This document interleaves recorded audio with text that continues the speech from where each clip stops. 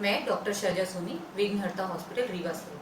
आपको पीसीओडी या पीसीओएस जो कि कॉमनली एक ही चीज़ें हैं, लेकिन जब वो इनिशियल स्टेज में होता है जो तो हम उसे पीसीओडी कहते हैं, और उसके बाद की कंडीशन को पीसीओएस कहते हैं। इसका फुल फॉर्म आप ऐसे समझ सकते हैं: पॉलीसिस्टिक ओवेरियन डिसऑर्डर और पॉलीसिस्टिक ओवेरियन सिंड्रोम।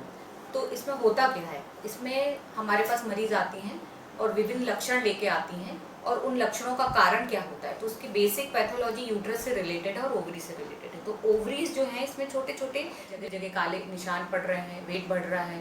तो ये कुछ इसमें जब ये ओवरी से डिजीज शुरू होती है तो मेटाबॉलिक होते हुए हार्मोनल डिसबैलेंस करती है। यदि हम इसमें क्या है, तो कुछ तो जेनेटिक फैक्टर्स होते हैं, जैसे यदि माँ को ऐसे कुछ रहा हो तो आपको अगली बेबी को ये होने की ज़्यादा समस्या है। कुछ इन्वायरमेंटल कॉजेज होते हैं, जैसे कि हम अपना खाना या लाइफ स्टाइल ख़राब कर लेते हैं, बहुत ज़्यादा जंक फूड, बहुत ज़्यादा प्रोसेस्ड फूड खाते हैं, उसके कारण होता है। इसमें इंसुलिन रेजिस्टेंस या ओबिसिटी, इसके कारण भी पीसीओडी होता है। तो ये इन हैंड चलता रहती हैं सब चीज़ें, और उसके कारण आपकी इसमें सिस्ट बन जाती हैं। तो हम जो जांचें कराते हैं, इसमें जांचों में सबसे पहले हार्मोन्स की जांचें होती हैं कि हार्मोन का level LH, FH, serum prolactin, thyroid, androgen का लेवल क्या है, जो मेल हार्मोन वो कितने बढ़ गए हैं।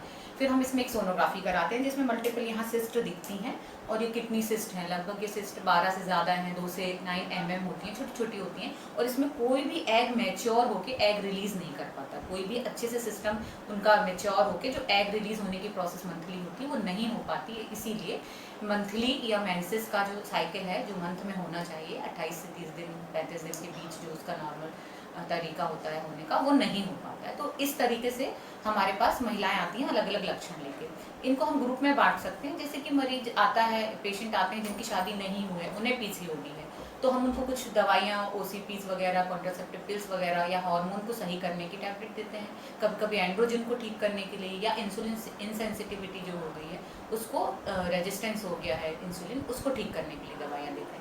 कभी कभी मैरिड कपल आते हैं, मतलब मैरिड लड़की आती है और फिर वो बोलती है कि नहीं, अभी हमें इसका ट्रीटमेंट चाहिए, अभी फर्टिलिटी या बच्चे नहीं चाहिए, तो उस समय हमें ट्रीटमेंट दूसरा डिसाइड करना पड़ता है।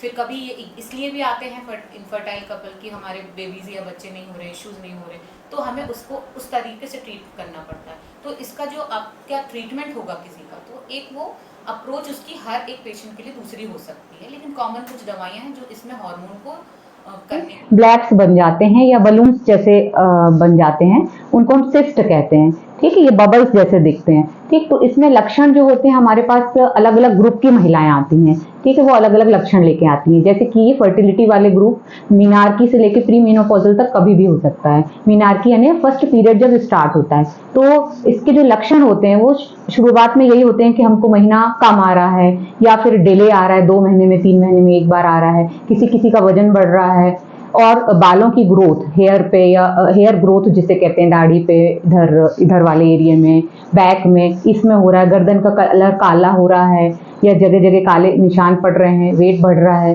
तो ये कुछ इसमें जब ये ओवरी से डिजीज शुरू होती है तो मेटाबॉलिक होते हुए हार्मोनल डिसबैलेंस करती है।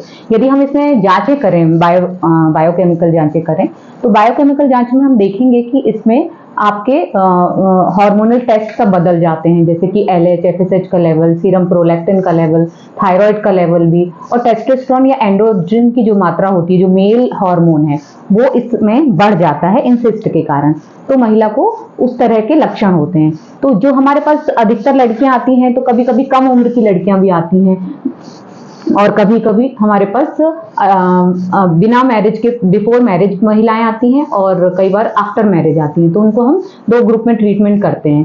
कभी वो चाहते हैं कि हमारा सिर्फ इसका ट्रीटमेंट करना पीसीओडी की, कभी वो चाहते हैं कि हमें फर्टिलिटी या प्रेगनेंसी नहीं हो रही है, पीसीओडी जिसका कारण हो सकता है, तो उसका ट्रीटमेंट चाहिए। तो हमें अधिकतर प्रेवलेंस होता है, लगभग 8 से 13% होता है महिलाओं में, और इंडियन वुमेन में तो ये 20% तक आ रहा है। क्यों? क्योंकि हमारी लाइफ स्टाइल इतनी बिगड़ गई है।